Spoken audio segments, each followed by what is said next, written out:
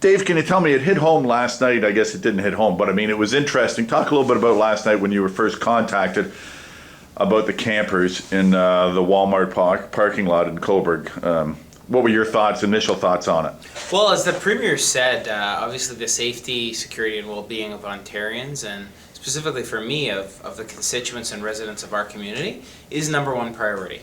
And we're balancing that with advice from public health, maintaining vital supply chains for the health and well-being of residents of our community, ensuring our shelves are stocked, people can still go and get things. But when people go and do that, they rely on places like Walmart. And a serious risk is RVs coming back, from my understanding and all understanding for people who've spoken to folks at the RV, is that they're coming from the United States, they're coming from places like Florida and Arizona.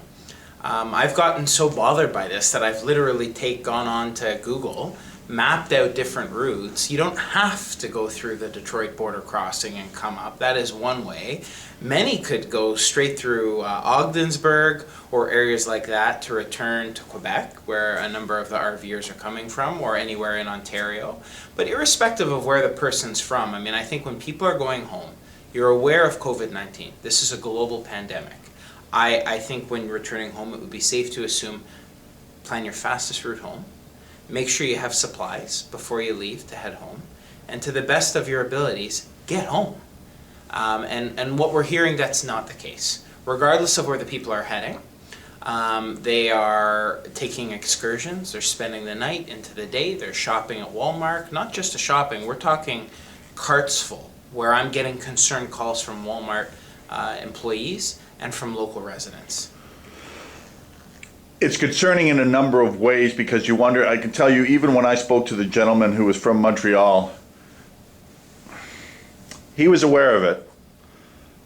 But when I spoke to him, he didn't really seem to be taking it seriously. Now, I think there's almost two kinds of people that are out there now. People that are really taking it seriously, and people are taking this shall pass. Are you getting that same feeling? Sadly, yes. I mean, this is a global pandemic. The Prime Minister's been clear, stay at home. The Premier's been clear, stay at home. If you have to go out, either you're an essential service, you've got to go and work, or you've got to go and shop and do those things. Practice social distancing, be responsible. We're seeing people across the way here from my office go early. A lot of shop owners are accommodating hours for the elderly and the vulnerable. I mean, by and large, people are being responsible. But this is a global pandemic, and we don't have the resources provincially to police. I got a note from someone who said, I saw some kids playing in front of my house.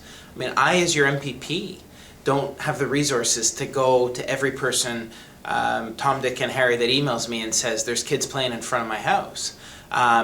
We have to, as politicians, as people with a platform, beg, plead, and be very forceful, as I was last night with you, to the public, stay at home.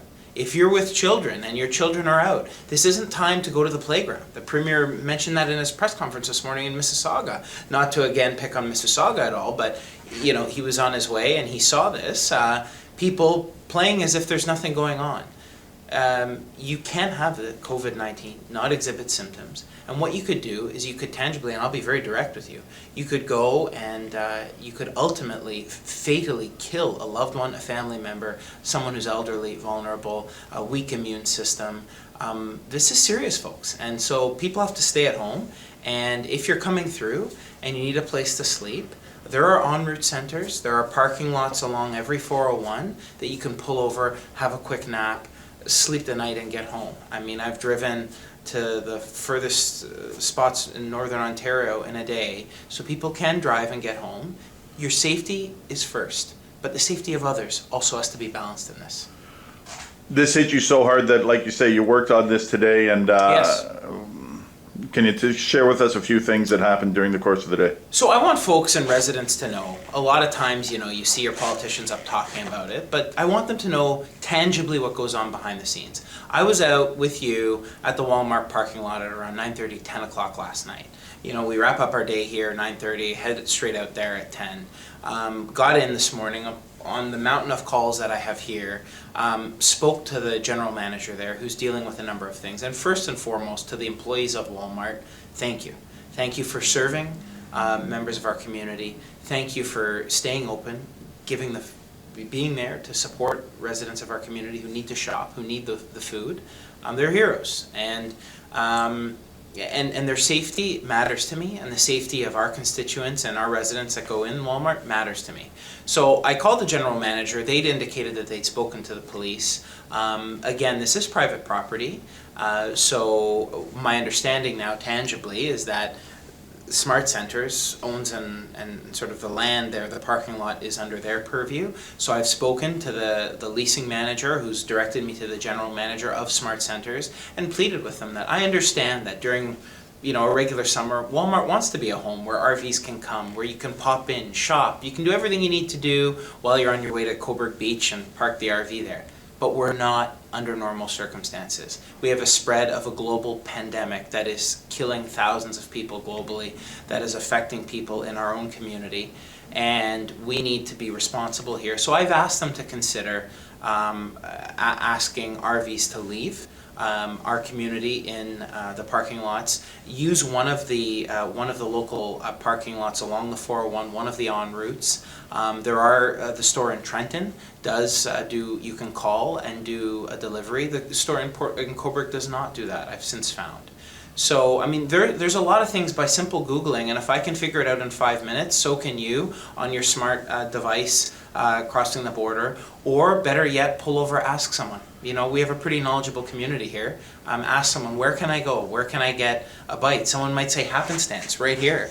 You could pull in and you could have someone drop a bag out, you then pick it up, pay, and go. There's a lot of solutions here. We have to be innovative and we have to work together. Are you surprised, I guess the last question, are you surprised that there's no, they're saying 14-day quarantine, I'm sure they say it at the border to people, I'm sure, I can't see who wouldn't be aware of it. But the question arises, and people have spoken about it, are you surprised there's no really law that's enforceable if people don't want to obey this for their own safety, for others' safety, that they can't be fined for it?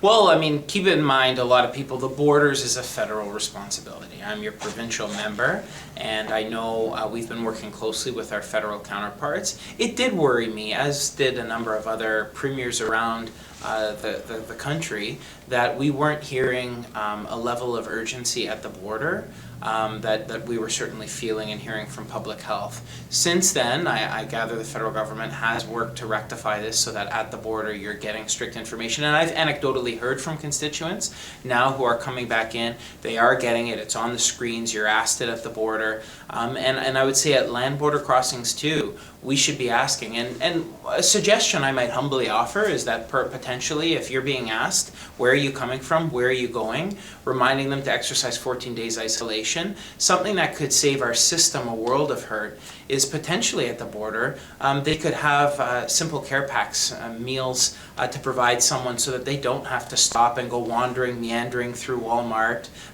From what I gather and have seen, grocery carts full of things. There's no need, if you're heading home, to buy a full grocery cart at Walmart. There's no need to go meandering through Popeyes, Walmart, and all the other stores there. If at the border we could potentially look to something like that, that might be something that could help alleviate some of this. I'm hearing it here, I'm hearing it in Trenton, I'm hearing it in Belleville, I'm hearing it in Brockville, Kingston. We're not alone. Tell me a little bit about, I guess, last comment, message of hope. Well, I think what I'm hearing, I had a call from a friend of mine today who's working to provide Meals on Wheels. They've got a pretty centralized system in some of the cities around our province. They're doing remarkable work with the food banks. I'm hearing of acts of kindness all over our community, people stepping up to support the most vulnerable, businesses stepping up to help one another. I just had a constituent here who had to leave, who came in for a bit of support, but then had to leave to then go and do groceries for an elderly neighbor. So our community is coming together. By and large, people are responsible. The outpouring of support from all over our community is positive. You've had a decisive government that's acted quickly, that's led the way when it comes to making responsible decisions, declaring a state of emergency, stepping up with financial packages. We're working with all levels of government, and we will emerge stronger when this is done. And we are in this together, and I've been overwhelmed at the outpouring of support from local businesses who want to help our hospital with with personal protective equipment as well.